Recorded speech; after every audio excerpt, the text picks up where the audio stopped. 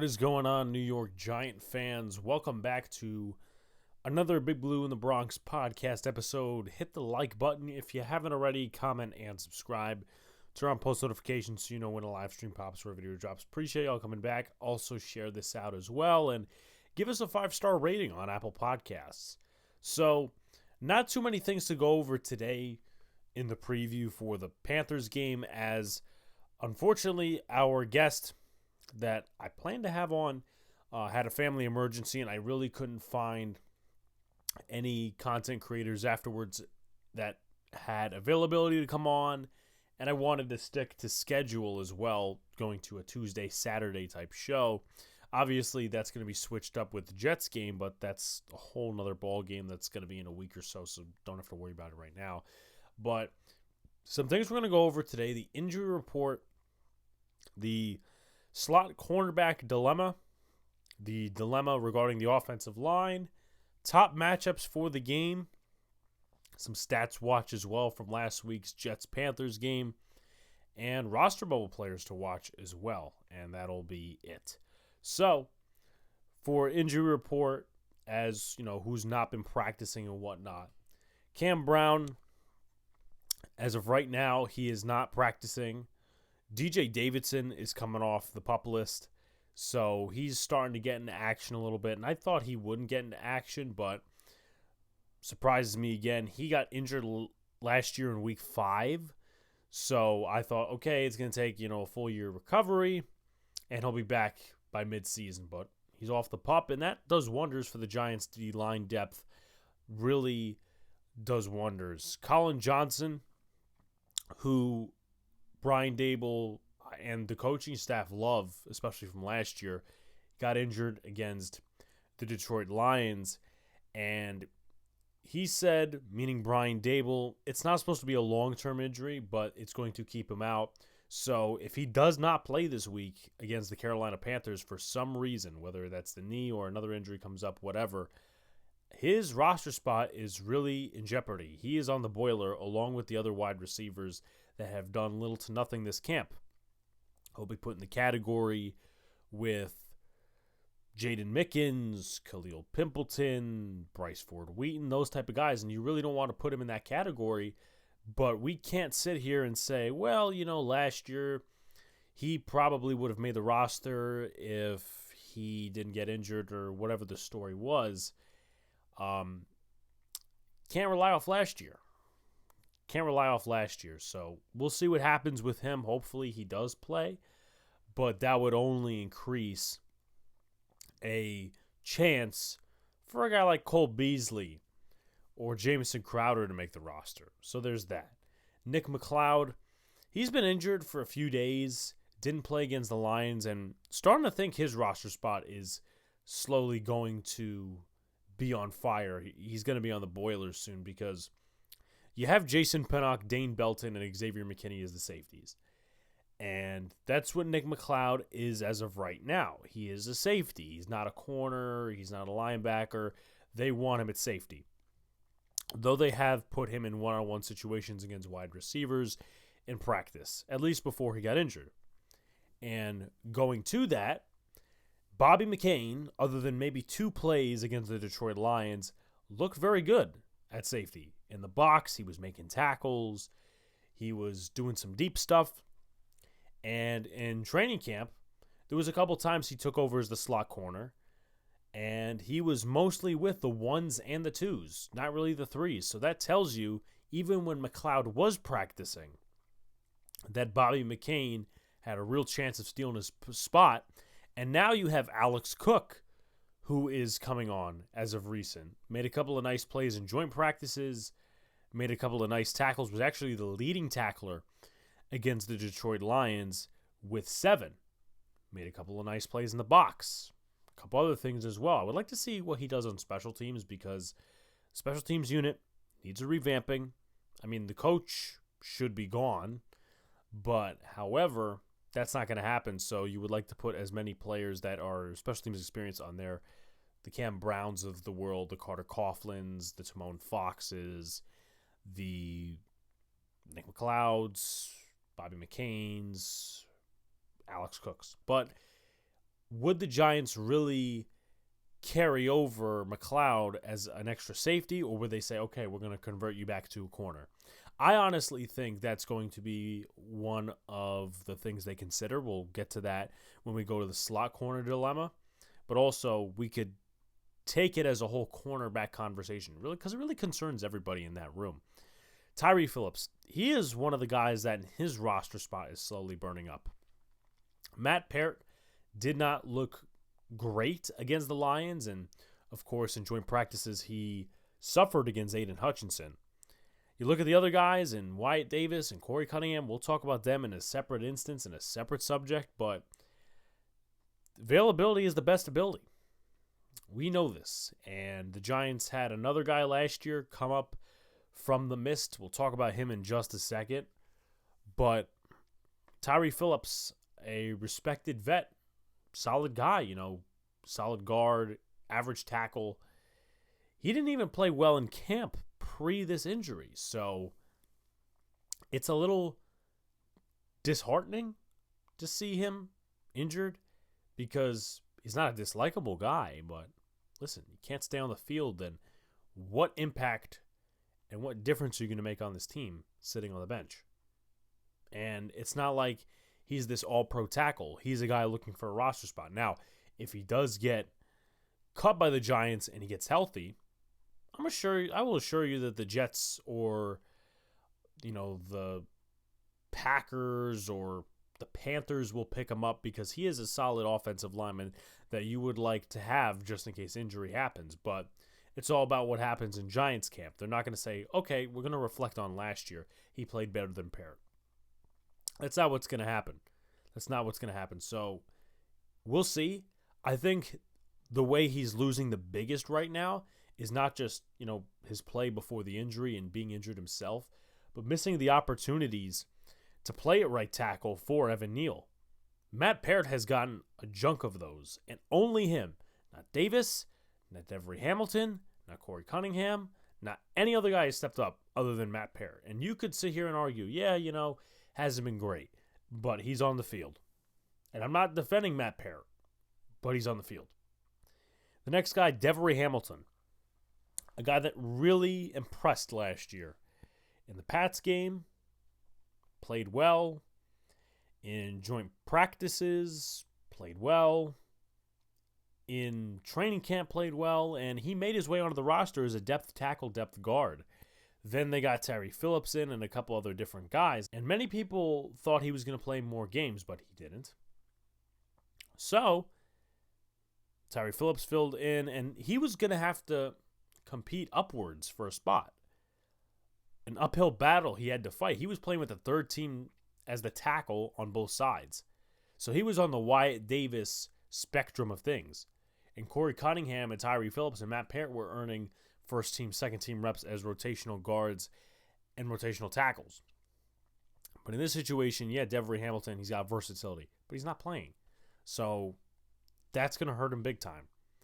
And again, like Tyree Phillips, but on a lesser level, he is losing out due to not playing when Evan Neal is hurt, due to not playing and showing out when guys like Wyatt Davis, Corey Cunningham, and Jack Anderson are stinking up the field. Evan Neal, he's going to go through non-contact stuff.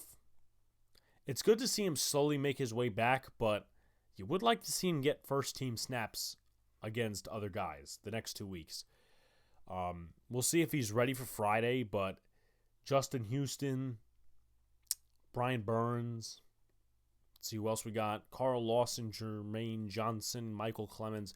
Those are some good test matches for DeMarcus Lawrence in week 1. Now, are those guys the rushers that DeMarcus Lawrence is? No. And I happen to think that DeMarcus Lawrence has fallen off. However, you need Evan Neal to step up. And you need him to stay on the field. And just overall, period, step up this year. So, him missing time, it's not like he's competing for a roster spot, but, the concussion must have done him big. And then the last one, Gary Brightwell. He, in my opinion, is one of the biggest losers with these injuries. And it's not all Gary Brightwell is bad or anything like that.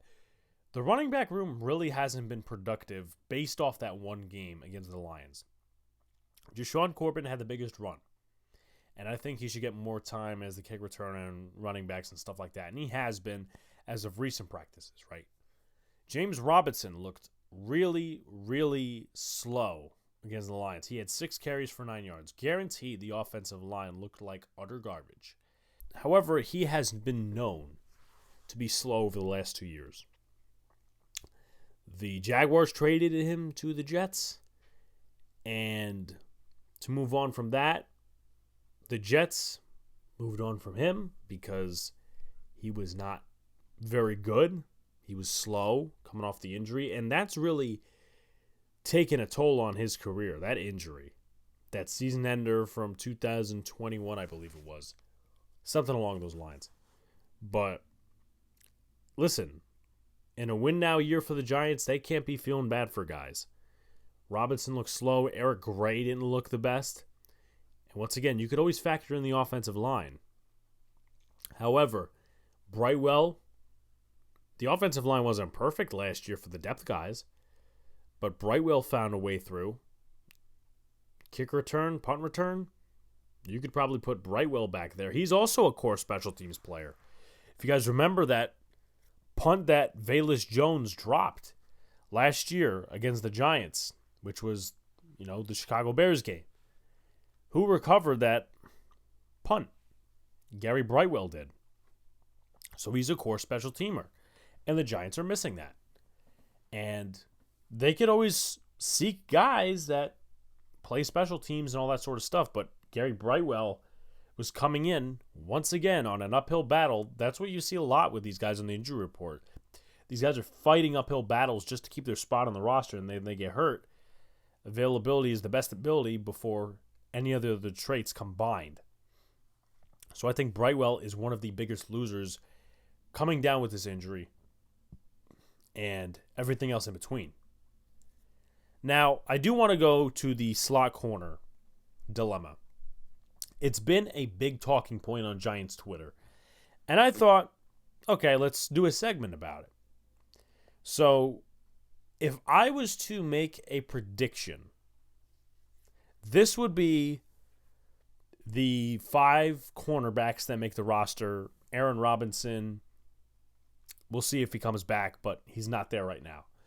Cordell Flott, in no specific order, by the way. Cordell Flott, Trey Hawkins, Deonte Banks, Darnay Holmes, and Adoree Jackson. If you want to factor in Nick McLeod in your predictions, whatever.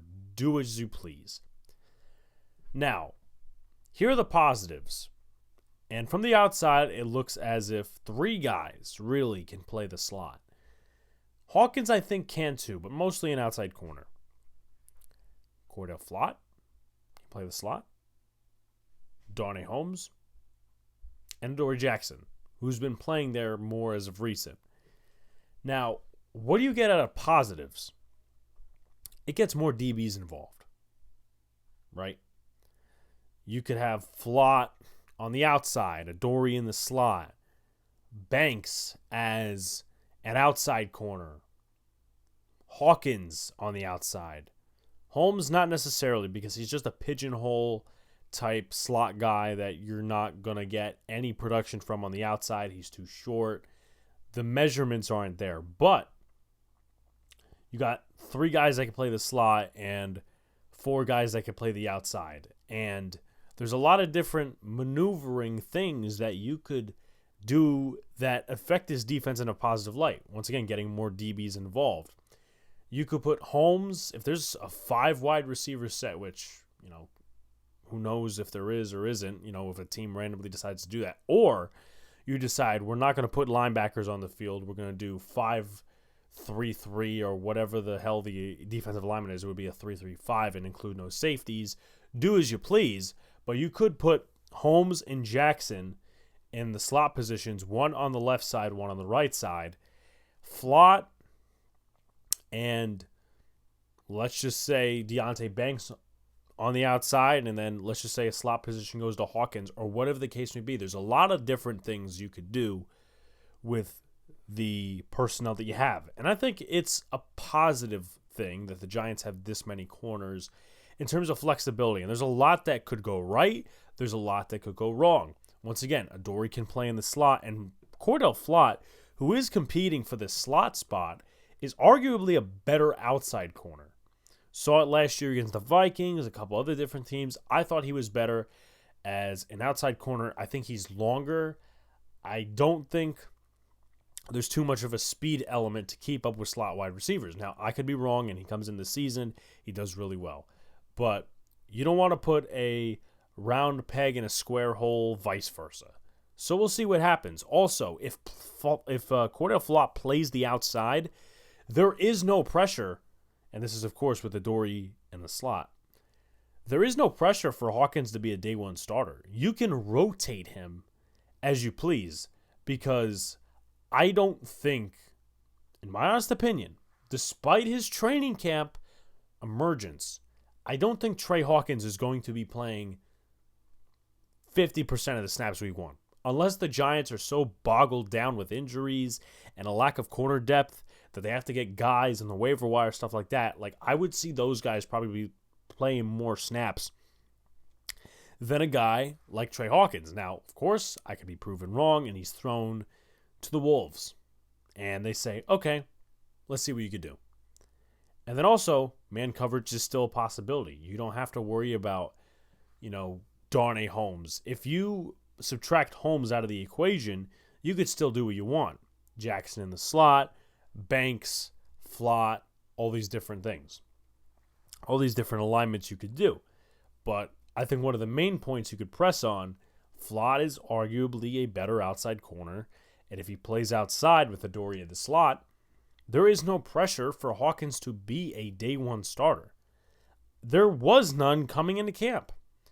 But maybe now just a tint of expectation, just an ounce of it, has gone up. Just a little bit. But I don't think he should be a day one starter. I don't, because I think we have some tough opponents within the first 3 to 7 games.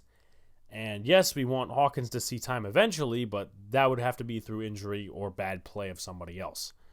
Now, there are negatives when it comes to this, though, when it comes to these alignments.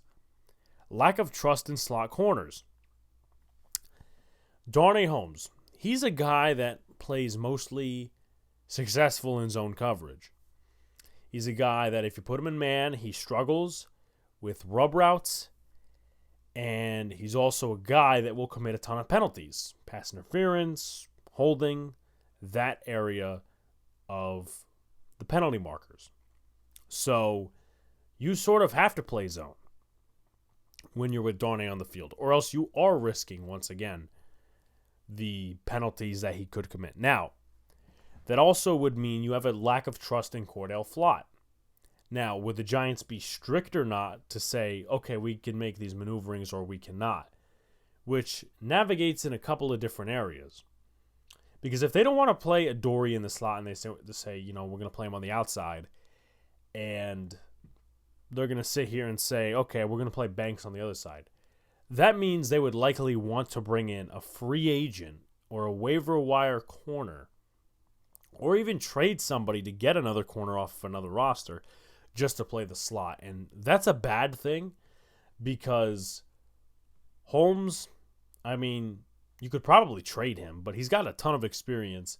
So there's that. And that's not necessarily Joe Shane or Brian Dable or Wink Martindale's fault. It's a different regime guy. But Flott, that means one of two things if you're not trusting him automatically. And I get it. He was a developmental player drafted last year. That means, number one, you don't trust him. He's not ready yet. Or you don't want to put him on the outside, which he could be better on the outside, but you're putting a square peg in a round hole, which would not be fruitful for this Giants defense. And then the next thing is, if you do leave Adoree' in the slot, which could be most of the time in this scenario, it will lead to more struggles for Deonte Banks, Cordell Flott, and Trey Hawkins. Now, Flott, I am a more confident guy with him being on the outside. But if they say, look, we're not playing Flott on the outside. He was playing with the second string defense as an outside corner. Yeah, that's a great sign of progression. I'd like to see it in a game. But If Adoree Jackson is in the slot and they say, no, we're not going to put Flott in, you got Hawkins and Banks on both sides. And imagine you're going up against one of the top teams in the league with like a good wide receiver duo. Now, granted, Miami Dolphins, you may be able to use an example, but, we have Waddle, you have Hill. One of those would be covered by Adoree Jackson, and then the other one would probably be Braxton Berrios or any other receivers they do have. But once again, if you got a team that's got two really good outside threats and another good inside threat, then you might be screwed, and Trey Hawkins might get a beating. Deonte Banks might get a beating, depending on how they play and adjust to adversity. And Wink, in that situation, might have to switch back to zone defense. So, in my opinion, that is the whole corner dilemma. Now, if you want to go further into this, not just the slot, but overall, the Giants don't have a ton of impressive depth. Now, contrary to what I thought originally, I thought, okay, Arwariye started a lot of games for the Lions, maybe just a misfit.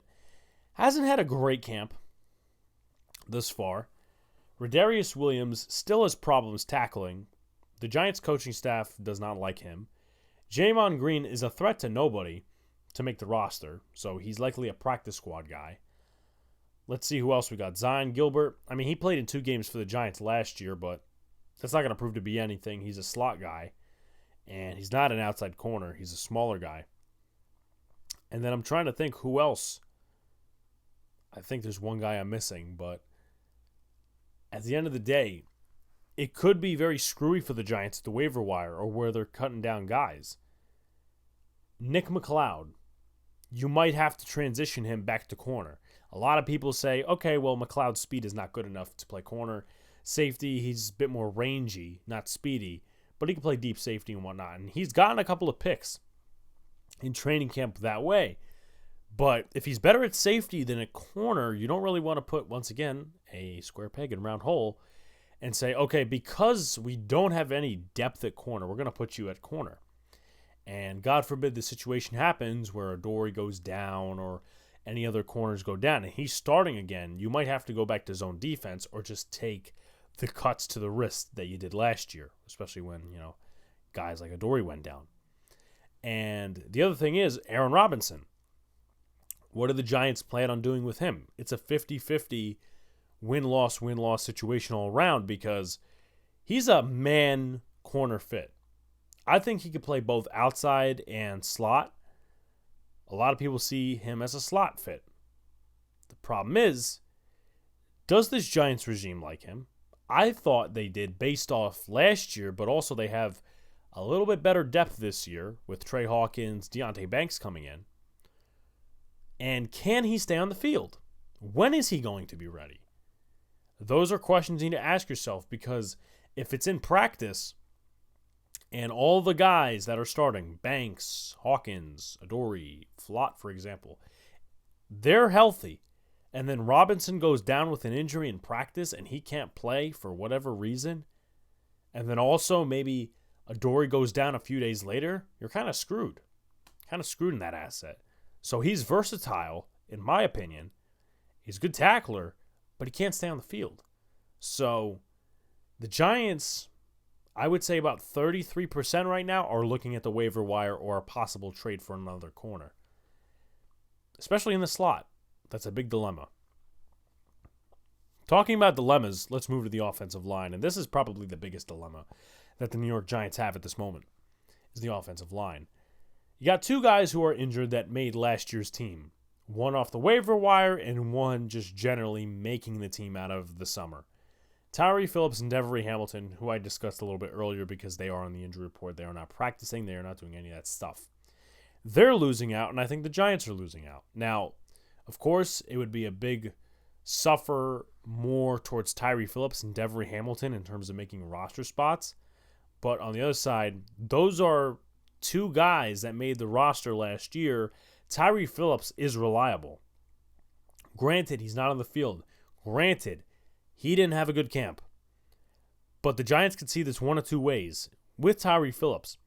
They could say, look, last year he did solid for us. When we asked him to play, we could keep him on the roster. Or they could say, you know what? We're going to go to the waiver wire instead because this guy didn't have a good camp even before his injury. So they could take one of two angles in that asset.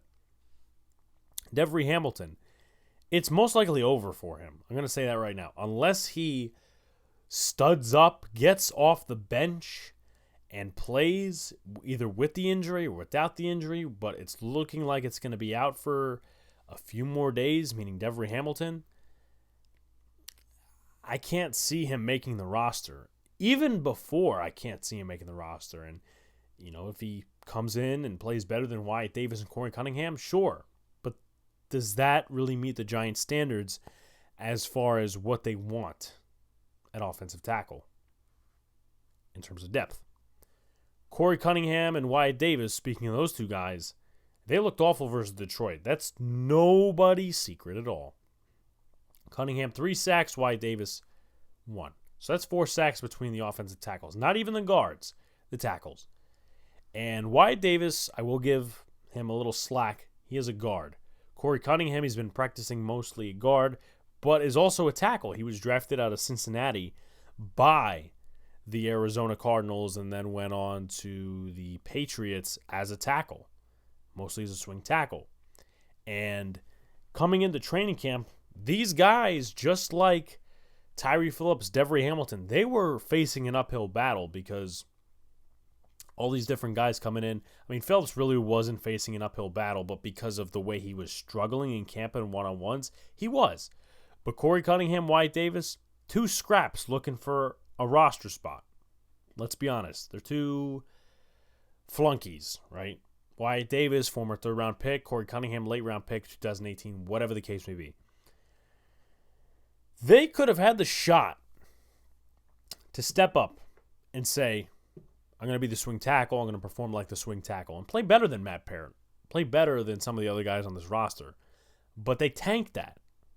And now that's put the Giants in a position to where they may have to go to the waiver wire. Or, in my honest opinion, Cunningham and Davis should be cut immediately. Now, I regularly wouldn't say this, and I'm not an irrational type of fan, but I think the New York Giants ought to take action here because there could be other guys on the market that are better than these guys. Joe Haig, former tackle of the Colts, former tackle of the Bucks, former tackle of the Steelers. I'd bring him in. I would take him over Corey Cunningham and Wyatt Davis. Zach Banner, same thing. I mean, yeah, he had an injury a few years ago, but hell, I mean, as a depth tackle, I'd take him over Cunningham and Davis. What other guys are out there? I mean, Eric Fisher, no, not really. I mean, hasn't started in a year or two. There's another guy that just crossed the top of my mind. He's 37, 38 years old, Ty Nsekhe, who was with Buffalo before, but I necessarily wouldn't trust him. I would trust him over Davis or Cunningham, but I wouldn't trust him because I'm like, is the play wearing down on a guy like Ty Nsekhe? He was with Washington for a few years, Dallas, whatever. But I think the Giants ought to start bringing in guys and working out tackles on veteran minimum contracts and seeing if they can come in here. Screw the short-term chemistry among the offensive linemen. That does not matter. I think the guard room is set, most likely, but the tackle room needs to be set too. I'm going to skip to the next one, and that's Marcus McKeithen and Josh Rizzuto. I honestly think, now, call me irrational, call me someone who's jumping the gun, I think Marcus McKeithen and Josh Rizzuto should start seeing time at tackle. Marcus McKeithen is more out there. He's coming off an injury. Guard and tackle, definitely, right? Right guard, right tackle. That's what he's going to be. He's going to be a swing offensive lineman for the Giants. And he saw time at right tackle last year and played very well, at least in camp. But Josh Rizzuto played tackle in college, and right now they're focusing on him to be at least the future left guard and looking to put him in as a rotational piece with Ben Bredesen, JMS, and then Glowinski on the right side unless Glowinski's bad or Glowinski gets injured. So rather than rotate him, I would have him just work on his technique, and I would say, okay, with the second team you'll play guard, or with the first team you'll play guard, or the second and third team, you're going to go play tackle. Because if the Giants can have some level of confidence that he can be an average backup tackle or slightly subpar backup tackle, that beats anything Cunningham and Davis bring to the table.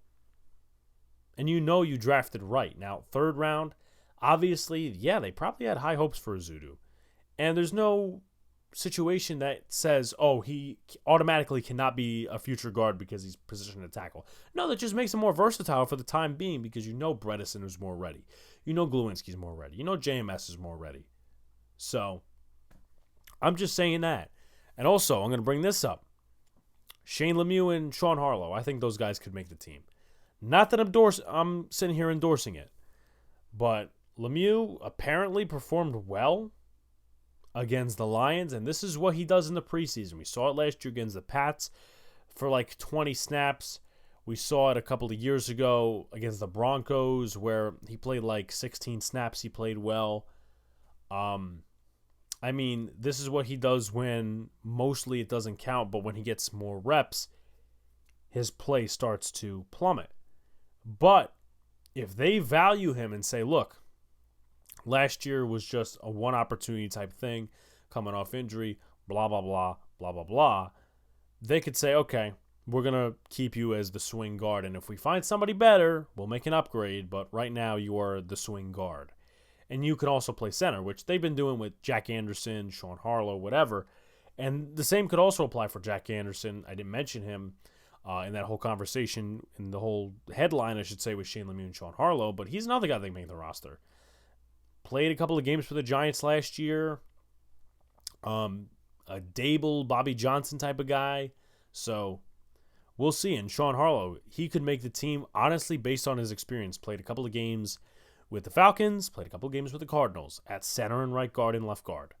Versatile, experienced, average to below average. That honestly might be the standard to make the team as a backup offensive lineman. So let's move more into the game prep, the top matchups and stuff like that. I'm looking at Kayvon Thibodeau or Azeez Ojulari. Now, of course, most of these are pending the starters playing, which I think they will. If they don't, then you'll see the backups. But Kayvon Thibodeau and Azeez Ojulari versus Akeem Ekwonu. You did not see that matchup last year because both of those guys were injured. Akeem Ekwonu is still struggling in pass protection. And we haven't seen a ton from Azeez and Kayvon in camp. It's not like they're breaking out. They've got some good plays here and there. But I would like to see them versus Akeem Ekwonu. Now, Taylor Moton, he's one of the more underrated tackles in this league. Maybe they, do something like putting Cameron Irving at right tackle. But I am looking for Azeez Ojulari and Thibodeau to go out there and make an ass of Akeem Ekwonu. No offense, Panthers fans, but he hasn't been good. So I'm looking at that matchup. Another matchup I'm looking at is the slot corner versus the slot wide receiver. Now, it could be a couple of different things and shake a couple of different ways. It could be Darnay Holmes or Cordell Flott with the ones and the twos versus Jonathan Mingo, DJ Chark, or Shi Smith. One of the reps I saw last year against the Panthers, Shi Smith dropped, but he outright beat Darnay Holmes in week 2 in one of these reps at the goal line. I think it was at the goal line or in the red zone in general, but he had a nice route. He just dropped the pass. So if they recognize that and Shi Smith has better hands this time, that could make their decision easier in terms of whether Holmes is a slot corner or not. Same thing could go with Cordell Flott against Jonathan Mingo or DJ Chark or Shi Smith. Whoever it may be, I think it's going to be an interesting competition. And just overall, those guys getting it in versus starters, not backups. Adam Thielen versus Deonte Banks. If Thielen does play, I would like to see him go up against Deonte Banks. He's still a solid receiver. Yeah, he's not what he was how many years ago. But he is still a solid receiving threat in the NFL. I mean, a lot of Giant fans were against signing him. I was. But he's now Bryce Young's target. One of many. And Deonte Banks going up against Adam Thielen. I would like to see that matchup. He went up against Jameson Williams, fared well. I would like to see him go up against Adam Thielen. And also, Trey Hawkins maybe going up against Jonathan Mingo, Chark, or Thielen. I think those are all reputable characters that Trey Hawkins could now gain his confidence a little bit more and say, hey, listen, it's a preseason, but I locked down Adam Thielen. I locked down DJ Chark. I locked down Jonathan Mingo. I made it easier for my edge rushers to go after the quarterback. The next one is if he plays, and you could also maybe say Matt Parrott, but it wouldn't be as exciting, Justin Houston or Brian Burns versus Evan Neal. Those are two very good edge rushers. Now, Justin Houston, of course, has slowed down from his prime days with the Kansas City Chiefs. Brian Burns, drafted a couple of years ago, he's still one of the best pass rushers in this league. And as far as those two guys go, they are still reputable characters going up against Evan Neal, who didn't have a good season last year, let's be completely honest. And Evan Neal needs these reps. He needs these mini tests, mini segmented tests this week, next week against the Jets to prepare himself for DeMarcus Lawrence. And we're saying that because Evan Neal, last year first round pick that needs to step it up. And these mini tests will start to tell us. And then the next one, Jalen Hyatt versus Dante Jackson or J.C. Horn. I don't know in particular who's going to start for the wide receivers. If Jalen Hyatt does play, run some simple routes or whatever the case may be, I would like to see him go up against those two guys. And I know they'll probably mix in Isaiah Hodgins, Sterling Shepard, Darius Slayton, which will be fun. But I'd like to see Jalen Hyatt go up against some solid competition. Dante Jackson, he's a good corner in this league. Same thing can be said for J.C. Horn, who was drafted a couple of years ago out of South Carolina. So, moving on to the last segment of the day, or I should say the podcast, roster bubble players to watch. I'm looking at Deontay Johnson as one of them. Didn't have much impact last game, made a few tackles, but now with Cam Brown looking to possibly be sidelined for the game against the Panthers, it's his time to shine. A lot of these guys that I'm mentioning, because injuries at other positions have happened, it's their time to shine against the backups and guys of their own talent level. Habakkuk Baldonado versus Ricky Lee or Larnell Coleman. Well, Larnell Coleman, I believe, was a draft pick of the Dolphins a few years ago. Ricky Lee is an undrafted free agent himself against a fellow undrafted free agent, Habakkuk Baldonado, out of Pittsburgh. Hey, listen, you played well against the Detroit Lions. You got arguably 2 sacks. You played well against the run at times. Go out there and make a difference in the edge room. O'Shane Ximines was completely quiet. Quiet as a church mouse, quiet as a cricket. And he didn't do anything against the Lions. Habakkuk Baldonado did. Yeah, lower competition, but that's his competition. We're not asking Baldonado to come in here and be the starting pass rusher. That's not what we're asking for. We're asking for solid depth. If he could play the run well, if he could play the pass well, good. He can make himself a roster spot. Jashaun Corbin. Shouts to my man Tony, by the way. Jashaun Corbin for the reasons of 2 things. Number 1, I would like to see him at kick returner. Eric Gray did not look great at kick returner against the Detroit Lions. Jaden Mickens didn't look good in that area. No Gary Brightwell to test them. Jashaun Corbin had a good 35-yard return last year, plus 15 yards against the Patriots.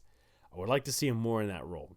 I would also like to see him more as a running back because James Robinson wasn't very good. Eric Gray looked a little off. Matt Breida got 1 carry for 1 yard. I highly doubt they'll play Saquon.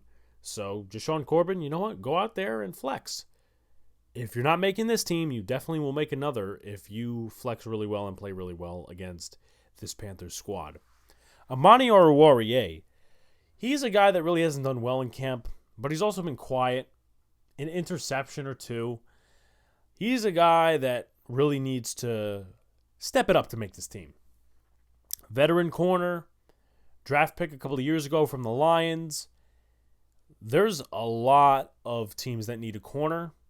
And you resort back to the Giants, they need corner depth, but they don't need depth in terms of bad depth. Like, they don't need Elijah Griffin from last year or, Darren Evans or whatever the case may be. If Oruwariye sucks, they're going to cut him. But if he plays solid over the next 2 games, then they'll say, okay, we have a reason to keep this guy because he has a ton of experience and maybe we could do something with him. Wide receiver David Sills. He's been quiet during camp because there's a lot of competition that holds a spot over him. Daniel Jones, being his best buddy, hasn't gotten him anywhere. He's been mostly with the 2s and the 3s. He did good last game against the Lions, I will admit, other than the face mask on special teams. But he's a guy that's going to have to work his ass off in this game. The next 2 games, really. He's going to have to work his ass off as an outside receiver, running simple routes. And then the next one, Sean Harlow. I'm going to take a closer eye on him because he's a guy that's played a lot of games, Falcons, Cardinals, what have you. And he has more experience than some of the guys like Jack Anderson, Wyatt Davis, Shane Lemieux in this room. Played center, played left guard, played right guard. Yeah, I mean, he's below average to average at best, but I mean, if you got that type of versatility and experience, the Giants will probably take it. And they don't even know what options are going to come in free agency, what options are going to come with the waiver wire, but they could stick with you and say, okay, we're good, based on if you play well in the preseason against the 1s, the 2s, the 3s. Likely he won't get 1 reps, but 2s and 3s against your own competition. But that's all I got for you guys. Also, I know I did this at the end, but I just want to shout out our sponsor real quick, SeatGeek. If you're looking to go to a ball game, a concert, MetLife parking passes, what have you, you can get $20 off your entire order with the promo code Big Blue in the Bronx. That's Big Blue in the Bronx, the name of the podcast and the channel. Like, comment, subscribe to all the good stuff. Turn on post notifications so you know when the live stream pops or drops. Appreciate y'all coming back. Peace out, guys. See you later. Stay cool. Let's go, Big Blue.